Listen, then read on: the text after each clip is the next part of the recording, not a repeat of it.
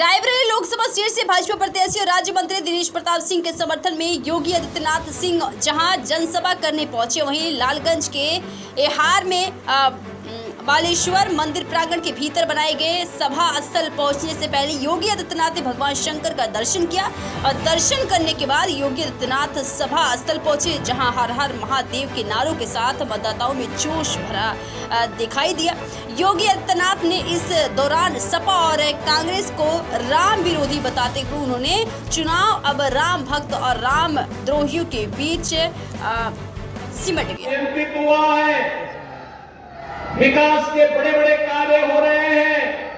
कांग्रेस की नेत्री का बयान में पढ़ रहा था कल, कह रही थी कि मोदी जी बताए तो 10 वर्ष में रायबरेली ने क्या किया।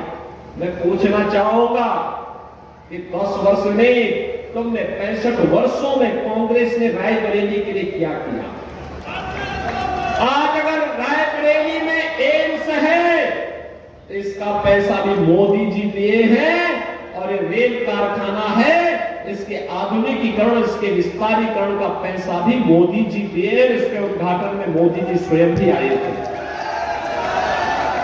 बहनों और भाइयों, हर घर नल की योजना हो या विकास के वे सारे कार्य आज ये मोदी जी के कारण हो रहे हैं। कहीं एम्स, कहीं IIT, कहीं IIM, कहीं IIIT, कहीं पे NIT, कहीं पे वर्ल्ड क्लास यूनिवर्सिटी का निर्माण हो रहा है। हर जिले में हर घर नल की योजना बन रही है, हाईवे बन रहे हैं, रेलवे के काम हो रहे हैं, मेट्रो का विस्तार हो रहा है। विकास के कार्य, कितना कार्य हुआ है देखना है तो कांग्रेस के नेता नोट करें। ये देश आजादी के पहले से लेकर 2014 तक केवल 52 एयरपोर्ट बना पाया, 74 एयरपोर्ट बना पाया था। मोदी जी ने पिछले 10 वर्ष में 152 एयरपोर्ट बना दिए।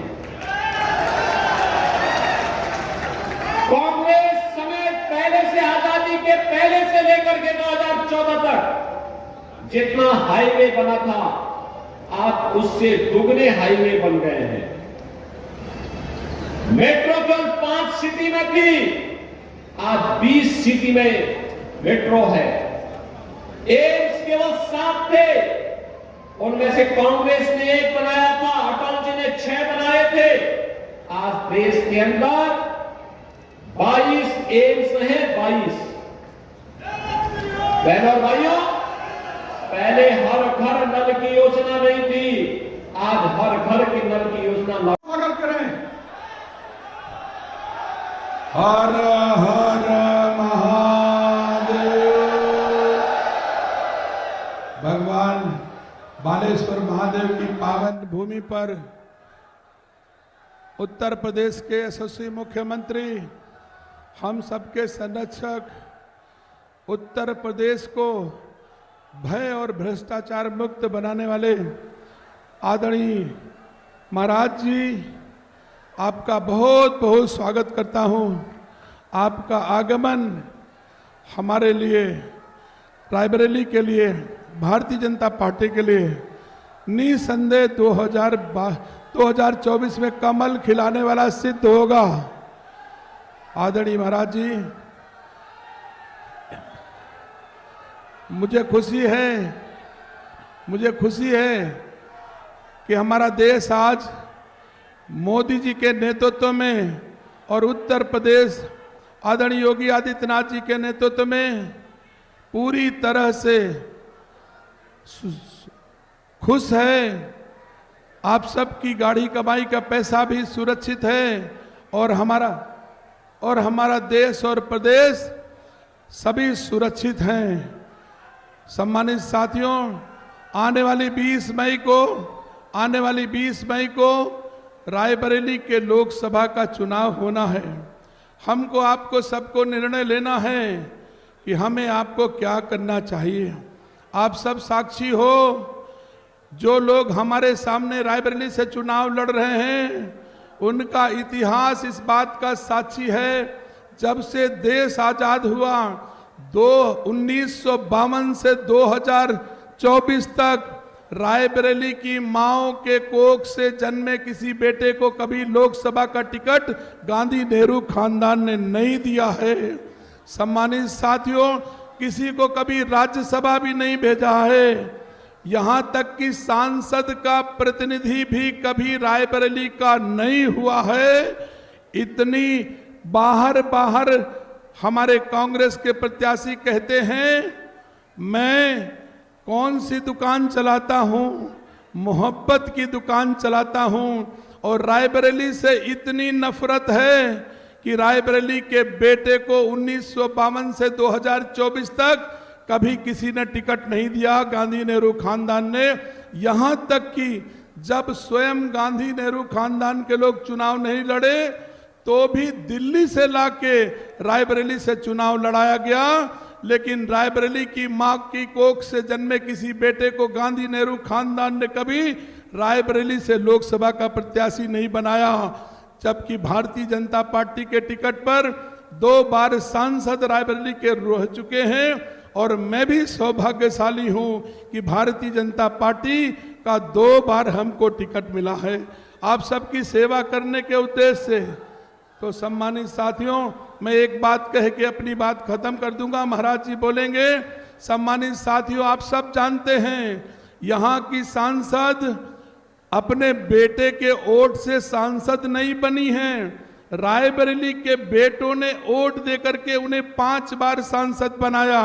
लेकिन रायबरेली के बेटों की कभी भी जरूरत पड़ी है तो यहाँ की सांसद कभी काम नहीं आई है। यहां तक कि कभी जीतने के बाद सर्टिफिकेट भी लेने नहीं आई हैं। और चाहे कोरोना काल रहा हो, चाहे रेल दुर्घटना रही हो, चाहे एनटीपीसी का बॉयलर फटने का कांड रहा हो, चाहे सीमा पर भारत माता की रक्षा में रायबरेली का कोई बेटा शहीद ही क्यों न हुआ हो, किसी भी बेटे के सुख दुख में सोनिया गांधी काम नहीं आई। अगर आई तो अपने बेटे के नामांकन में 1.5 घंटा रायबरेली की कचहरी में दोपहरी में खड़ी देखी गई। सम्मानित साथियों, तो अगर सोनिया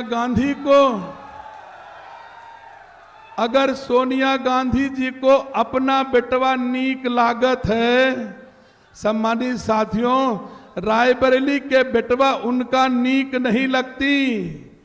तो आज की तारीख में रायबरेली भी कह रही है कि मुझे सोनिया गांधी का बेटवा भी नीक नहीं लागत है, मुझे अपना बेटवा पसंद है। इन्हीं शब्दों के साथ सम्मानित साथियों, राहुल गांधी जी कपड़े और कागज की तरह परिवार बदल रहे हैं।